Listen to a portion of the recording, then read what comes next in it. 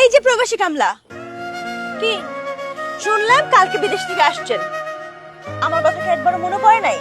দেখা করার কথা কি মনে ছিল না? ইচ্ছা তো আছে। এই যে কইলা প্রবাসী কামলা, তোমার মতো এত সুন্দরী মাইয়া কামলা এসে দেখা করলে এটা ভালো লাগবো? আরে ওটা তো মজা করে কইছি। মানছে কয় যারা নাকি প্রবাস করে তারা নাকি প্রবাসী কামলা। তুমি ওইটাই মেনে নিলা? মাইনে নেব না কি করুম? কথাটা তিক্ত হইলেও তুমি সত্যি কথা বলছো। আমরা তো এন যে কামলাই দেই, আমাদের দেশের মানুষ যে কাজ করতে লজ্জা পাইব এটা আমরা বিদেশের মাটিতে যা করি। শোনো, আমি কি কাম করতাম মরুভূমির মধ্যে, তুষুর মরুভূমি, চারিপাশে কিচ্ছু নাই, গাছ গাছালা কিচ্ছু হয় না, খালি বালি আর বালি। ওই জায়গার মধ্যে থেকে ঘুরতে ঘুরতে ঘুরতে ঘুরতে মাইলকে মাইল ঘুরতে ঘুরতে সবুজ একটা একটা গাছ দেখা যায়। উট নিয়ে ওই জায়গায় গাছ খাওয়াইতে যায়, উট চড়াইতাম মরুভূমির মধ্যে, এরকম বেড়া দিয়া পানি আটকে রেখে পানি খাওয়াই। কি যে কষ্ট এই দুম্বা উটে গুলো সংসার করা, এটা তোমরা বুঝবা না। তোমাকে খালি একটা আইডিয়া দিই, ধারণা করো। মাথার উপরে 12 মুখে সূর্য একবারে নিচমুহি ঢালা, নিচে গরম বালি টকবক টকবক করতেছে। মাঝে মধ্যে আমরা ডিম পুষ করে খাই ওই বালির মধ্যে, আগুন লাগে না। এই গরমের মধ্যে উট চড়াই। মানুষের একটা থাকার জায়গা থাকে, আমরা যারা প্রবাসে যাই উট চড়াই, থাকার জায়গা কই জানো?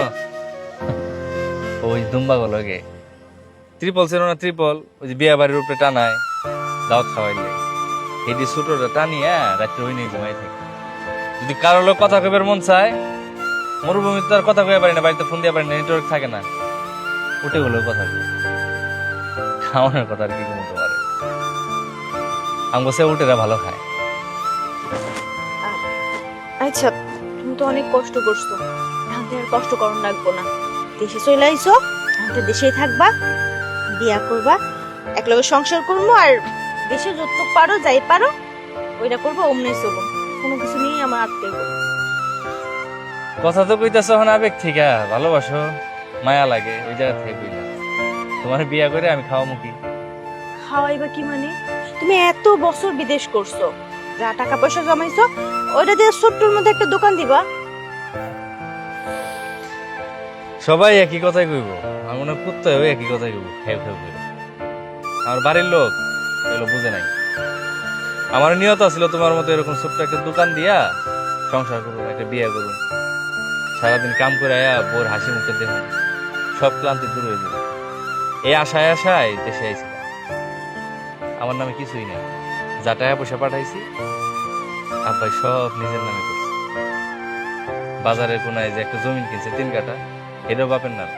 এখন কইতেছে এটা নাকি 4 ভাইয়ের সমানভাবে ভাগ করে দেব। তুমি কি কইতাছো এগুলা? তাহলে তুমি এত বছর যে বিদেশে গিয়ে কষ্ট করছো, কার লেগে করছো? এই প্রশ্ন তো আমারও। তোমার কাছে যদি এর উত্তর জানা থাকে আমারও কইও, শান্তি পাবো। আচ্ছা, এইসব সব চিন্তা বাদ দাও। আমি আব্বারে কইছি আমি তোমারে বিয়া করব। আমি এতগুলা বছর তোমার লাগি অপেক্ষা করছি। আব্বা কত জায়গা থেকে বিয়ার সম্বন্ধ আনছে, আমি বিয়া করি নাই। তুমি দেশের মধ্যেই থাকবা, ছোট্টখাটো একটা চাকরি করবা, আমরা ছোট্টর মধ্যে সংসার সাজাবো। রে শোনার এমনি করে কইও না, বল যাচ্ছে ছেড়ে যায়, চলে যায়। আমি যে কি লিয়ে কইতাছি এটা আমি জানি গো।